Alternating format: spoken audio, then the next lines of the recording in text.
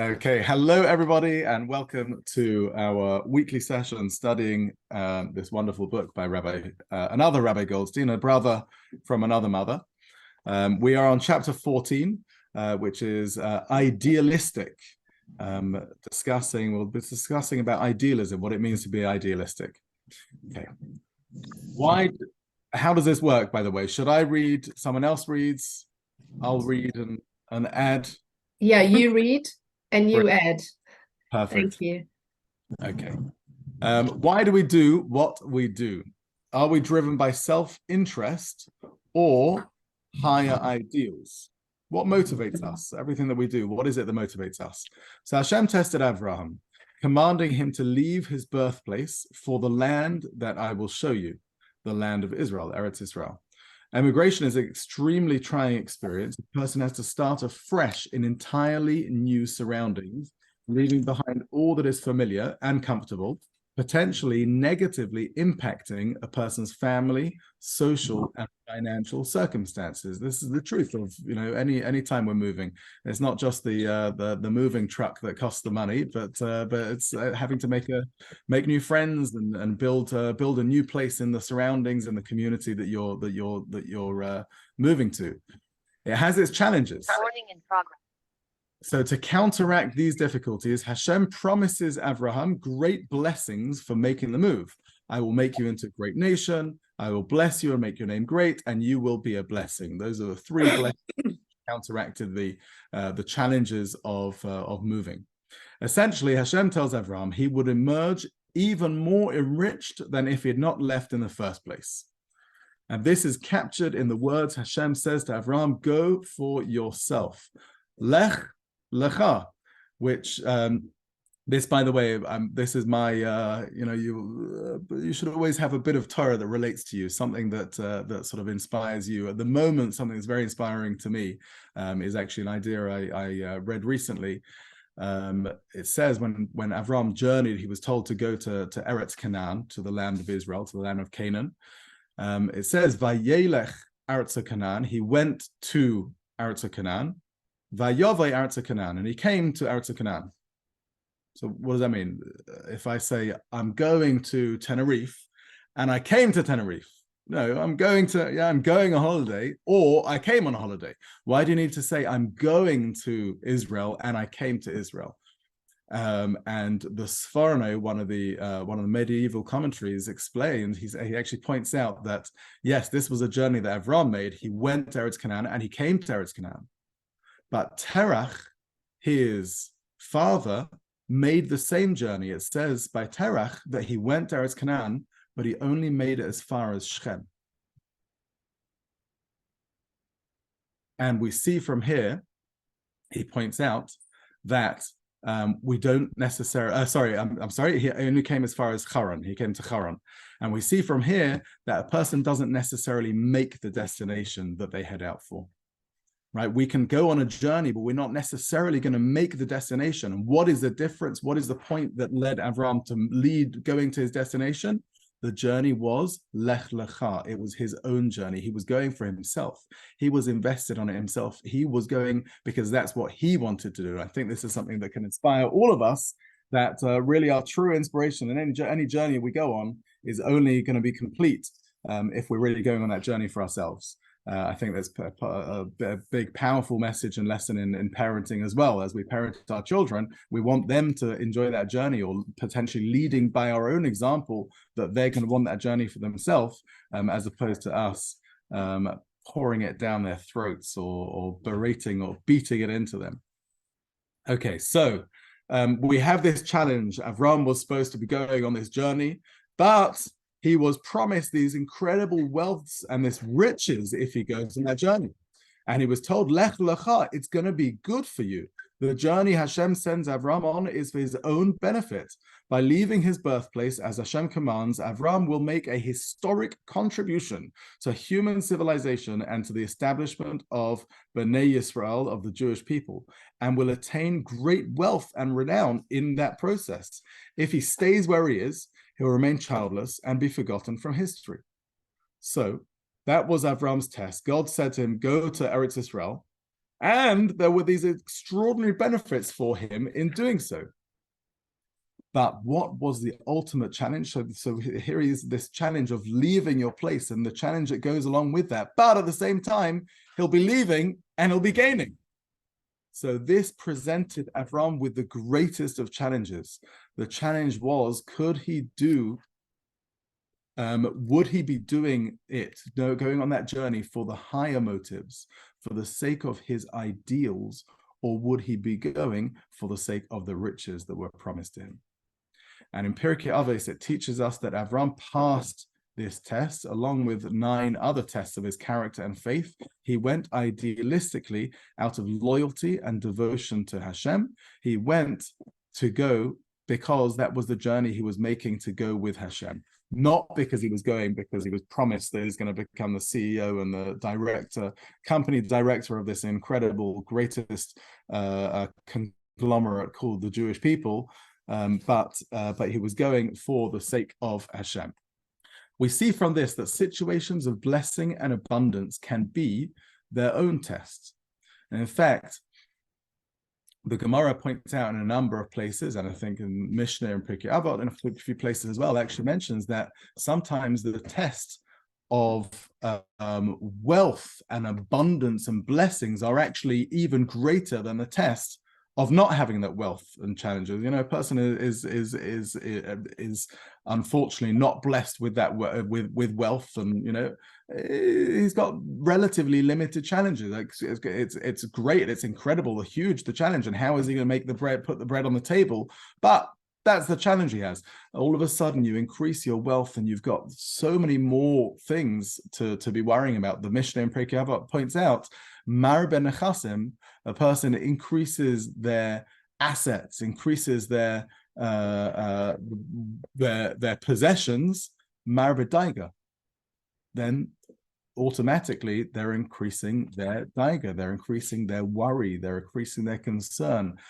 Gosh, and what's with that business, and what's with that interest, that investment I made over there, and what's with that thing that's going on, right? So many different fingers in different pies, many different pies to worry about that may get burnt, may get overcooked, may get undercooked, may get spoiled. So in some ways, the challenge of blessing and abundance is actually a greater test for us than the challenge of poverty or of a lack of abundance. So that was ultimately the test that Abraham was given. He was given this test of go for yourself. It's going to be amazing for you, but I don't want you to go because it's going to be amazing for you. I want you to go because I told you to go. I want you to go because that's the right thing for you to go. Self-sacrifice in order to do the right thing is one kind of test. And in fact, in a way, funny enough, sometimes when you feel you're putting in self-sacrifice, what we call mesiras nefesh, you're giving over your soul, you're giving over your livelihood, there's personal loss involved. Funny enough, that can often be quite inspiring.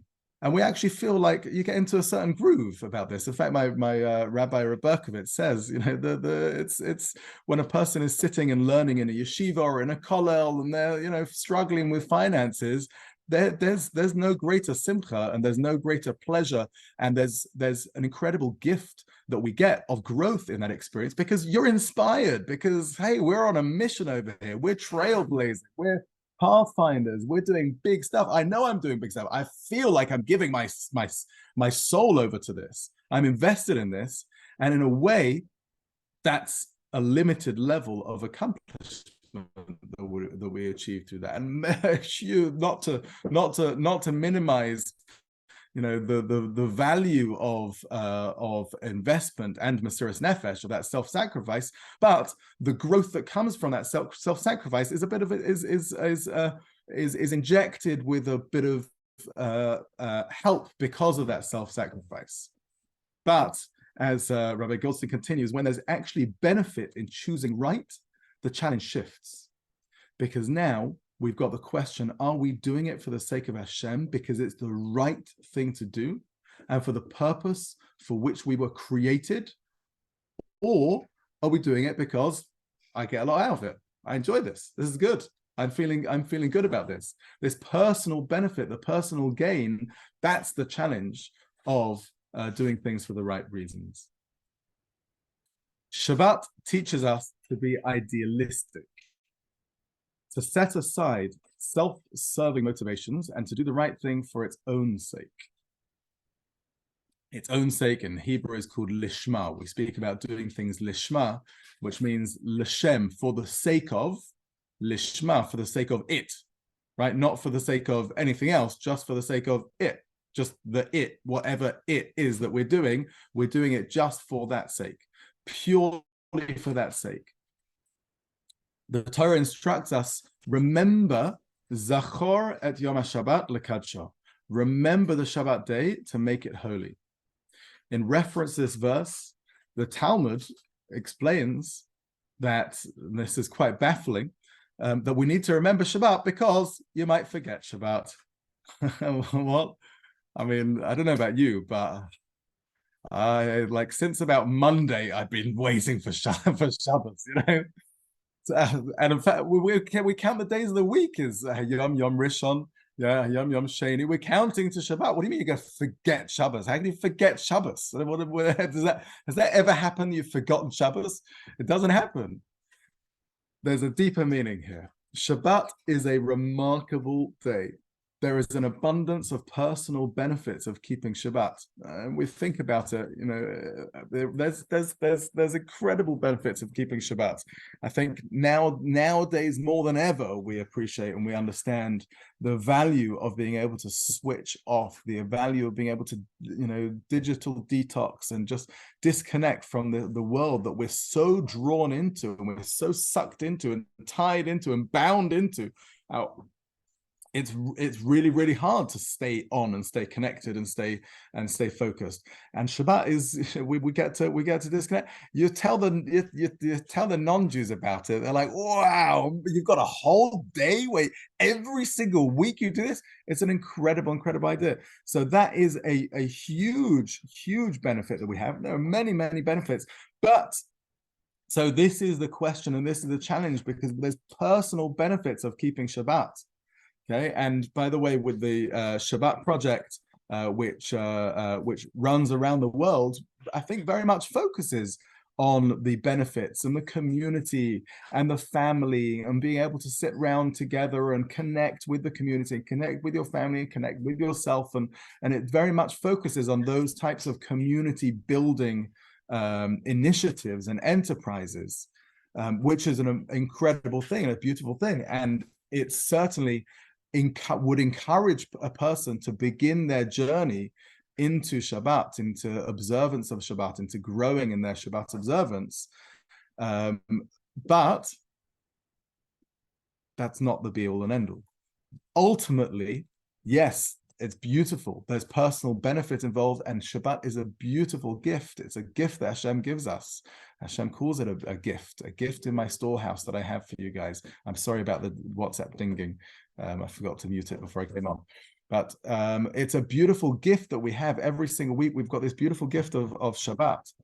But that, as I say, is an entry point into Shabbat, an entry point which will propel us forward in our observance. But ultimately, why do we keep it? Is it a lifestyle choice? Or do we keep Shabbat because Hashem said we should? Ultimately, all the mitzvahs, you know, what's the reason for all the mitzvahs we do? Why do we put on tefillin? Why do we put on tzitzit? Why do we do, you know, why do we daven? Why do we learn Torah? Why do we, Yom Tov? Why do we do it ultimately? Because Hashem said. Yes, there's a deeper understanding. We can go deeper and, you know, levels and levels and peel away at the onion, and you get to that. Ultimately, you peel away, and what is it? It's all Devar Hashem. It's all a mitzvah, a commandment of Hashem. We keep Shabbat because Hashem said we should, to remember that He created the world, to declare our faith in Him. So remember Shabbat doesn't mean merely to sanctify it, means don't forget about Shabbat. Don't focus on the fringe benefits. Focus on the real deal, the real thing. Remember Shabbat. Don't forget to sanctify it, to preserve the holiness of Shabbat by making it a day of faith and sacred pursuits and keeping it because it's a mitzvah. Of course, it's not a binary choice. Human beings are complex. Wow, aren't we complex? And we are motivated by many things all at once. Every decision we make exists on the spectrum from all the way from the most idealistic values to self-interest, which Rav Dessler actually in Strive for Truth points out that the whole world is ultimately broken down to you're either giving or you're taking. You're either and this is going to the core of existence. There's good and bad, and there's body and soul, and there's light and dark, and there's light back here, and there's the dark right outside in the world, right? But it's all a spectrum. It's difficult to be purely idealistic in all that we do, but we do need to be moving in that direction. And in fact, the Talmud itself says that a person should do the mitzvahs. Le'olam, always a person should be involved in the Torah and mitzvot, afilu shaloi lishma, even if it's not lishma, that word of doing it for its own sake, even if it's not for its own sake, even if the sake is the self-serving reasons, even if it's for that personal benefit, because ultimately that will lead you to doing them for the higher purpose of serving Hashem. But as Rav Dessler points out, this only holds true when that is what we're striving for. It has to be that we're striving to go a little bit higher. Of course, it's beautiful, and Shabbat it has so many personal benefits, and we know them when we experience them. But ultimately, our connection to Shabbat can be deepened by the fact of realizing that this is our opportunity to connect to Hashem. This is our opportunity to connect to Kedusha, to holiness, to spirituality, to something a little bit higher, a little bit more lofty than our world. And I'm not there. I'm not there at the top of that ladder yet. Yeah, Jacob's ladder, where the bottom of it is firmly planted in this world, in the world of personal gain and personal benefit. And the top of it is all the way up there in Shemayim, in heaven, right? I'm not there, but that's where I'm striving for. And if it takes a little rung or a little rung and another rung and a little bit, doing a little bit more, that's what we do. As the world has a motto, yeah, the world motto is you do what you can. Yeah, you do what you can. Yeah. My motto, and a little bit more. Okay, thank you very much, everyone, for joining.